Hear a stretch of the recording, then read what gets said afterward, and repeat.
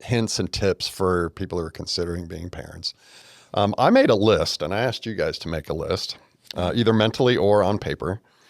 So let's just go through that real quick. Okay. I've got big three. So these are my big three. In my opinion, these three are for every parent. Number one is for their emotional development is I really try not to say you need to do this, you need to do that, you need to think this, you need to think that. For their emotional development and their social development, just say, I noticed you're doing such and such. When that happens, it might this and that, More of a coach, more of a guide. Yep. Number two, for your emotional safety, is kind of stemming off that first one, is just let your kid be a kid. Yeah. Before we even had our son, I kind of outlined what's my purpose with him. And my number one responsibility is to keep him safe. Number two is to keep him healthy to the degree I can. Mm-hmm. And number three is to teach him about the world and how things work. And that's, everything else comes after that. So that's my hierarchy. And as a result, I let him loose. Like you were talking about, it's a good thing to let your kids go ride their bikes all day. Because the more you try to micromanage them, the more you try to manipulate them, and the more you try to craft them, you're frustrated, they're probably going to rebel. Pulling away. So I literally just from day one, I let him do his thing and I kept an eye on him. And if he needed, you said earlier, sometimes you got to jump in and just save him. But that's been rare. Right. Yeah. The third one is for their physical development. Keep them off their cell phone as long as you can. Yeah. I would let my son play on my cell phone games, but very limited. And I don't think he had a cell phone till he was 13 or 14. And even now, I don't think he's on it all that much. He's probably texting his friends a lot. Yeah. But we've programmed the phone so he cannot get on social media. And part of the physical development is, as a very, very, very last resort, and maybe I should say this is my opinion, don't give your kid mind-altering drugs unless it's an absolute last resort. I've seen too many situations where kids are hyper or they're excitable or they're not focused and they get on medication and they're behaved, but they're losing themselves in the process. Yeah. So in the long run, I think, in my opinion, it's a bad choice. Yeah. All right. What do you got? I wanted to say, I love that you set goals. I was reading a book by Dr. Allman. He's a brain specialist, and he paired up with a child development specialist, Dr. Allman. Anyways, he said for his parenting, he made a list of goals for his children, what he wants to do and accomplish and feels that he should do in raising his children. And then in moments when things get heated, he can return back to his goal list and say, what is my purpose here? What is my goal?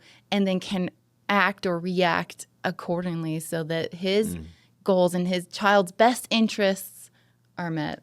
And that's actually that was one of my things, was this whole idea of being a purposeful parent. Yeah.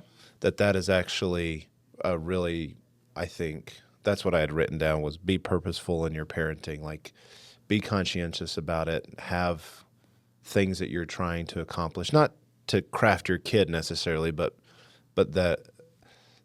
that's purposeful. It's not, because like you said, there's a whole range of the type of parent you can be. It can be completely neglectful to authoritarian. And so just be purposeful about what it is. I think that's a really important principle. I love the list idea. That's fantastic because you can always go back to it. Mm-hmm. Yeah.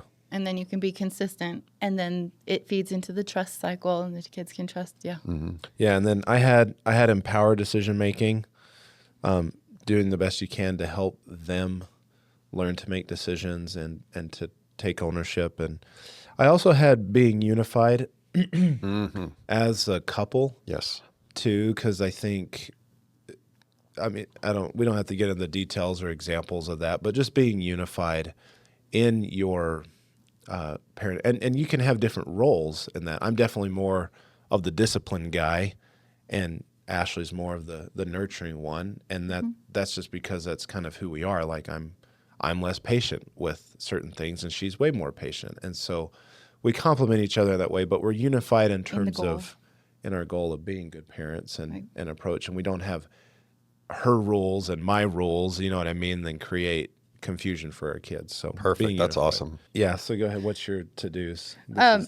Mine was empathy, control, and anger, or managing myself, my own anger. Because I definitely noticed in myself, I'm really good at sympathizing with other people and feeling what they feel. And as a parent, when a child comes to me and says this terrible thing happened and they feel devastated, or the vice versa, because of what happened, they are so angry and enraged. I feel all those feelings right there with them. And then all of a sudden I'm angry at whoever just hurt my child, even if it's my own other child. And so being able to manage my own emotions and not get angry helps me to be a better parent, because then I am emulating exactly how they can be their best selves too. Because anger also shuts down the brain and shuts down the way we think. And so trying You to get keep my emotional instead of cool. logical. Yeah, keep my cool. Helps them keep their cool, and then emulate that later in their life and in their relationships that they get in the future. But yeah, and then making sure I give them control whenever possible so that they can feel successful, they can have a good self-esteem, and when they actually leave my house, they'll know how to manage money, how to manage their emotions, I'd much rather my child learn that spending money from their piggy bank now means, oh, I don't get to go buy that other thing later that I was saving up for, instead of later when they're adults and have to pay for their own bills and pay for gas. They're like, dang, because I went out and splurged, I can't pay my rent now. Letting them experience consequences while they're young starts with letting them take control and make choices for themselves. Yeah. But then I think the biggest thing too is empathy. When they do mess up, when they didn't obey, it's like, oh, that's so sad. Making sure I'm delivering emotions for them and connection with them. I feel your pain. Oh, that's terrible. That's a bummer. But then not let myself get wrapped up, because I get angry when my kids disobey. I feel like it's disrespectful and that they don't love me because they didn't obey. And so to be able to deliver empathy instead, make that connection with them, then that doesn't make me the bad guy. Because every time I get angry, they go into that fight, flight, or whoa, I need to protect myself now. Mom's going crazy.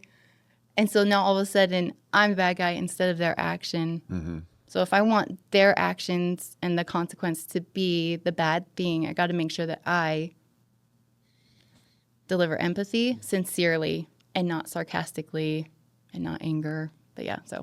No, those are great. Another one of mine, we were talking about it in the beginning, is when you're ready to have a baby, have a baby.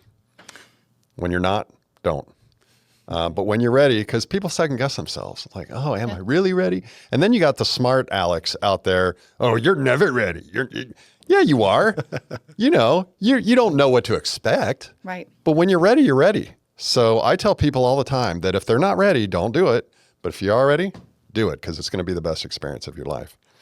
For newborns, there is a DVD out there. Might be on streaming now. Back in my day.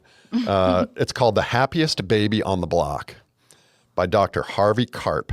And it goes through 5 steps in a specific order that you do with a crying baby. Oh. Every time they cry, unless you know they're hungry. Is this the 5 The 5 S's? The 5 S's. Oh, yeah, Yes. I know what you're talking about. Did you guys do those? Yes. Yeah, I We mean, read the book. I read the book. Do the five. I read the book too, and I love the DVD a little better because they show it. Okay. I don't know that we got through. We would often do steps 1 and 2, and our son would usually be quiet. Sometimes we'd have to go to 3. I don't think we ever did 4 or 5, because by the time we got to 3, he was calming down. It was a lifesaver, because new parents or potential parents are thinking, oh, I don't want to deal with all the screaming and the crying. Happiest Baby on the Block solves it all. yeah. Yes. Knowledge is Yeah. power. Nighttime feedings, I just want to tell you real quick about how we dealt with that. My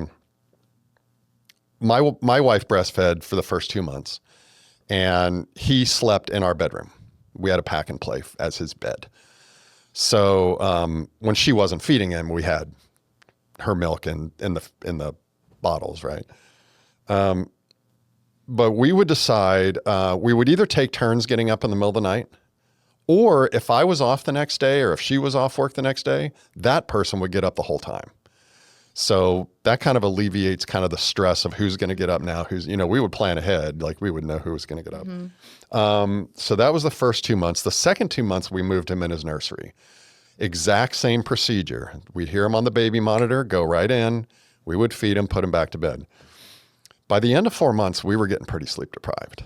And we talked to our pediatrician, and he gave us this advice, which we followed, and it worked perfectly. He said, just stop going in and feeding him. And of course, our reaction is, oh, that's inhumane. That's terrible. That's horrible. He's like, well, what would you rather do? Do you want to keep going in there until he's 3 years old? Like, yeah, no. So we did it. We got on the same page. We were united. And when we were, I don't know if we did it immediately. I think we both had to work through our, stuff. Yes. But when we decided to do it, we did it. And we left the baby monitor on because we wanted to know what was going on with him. Yes.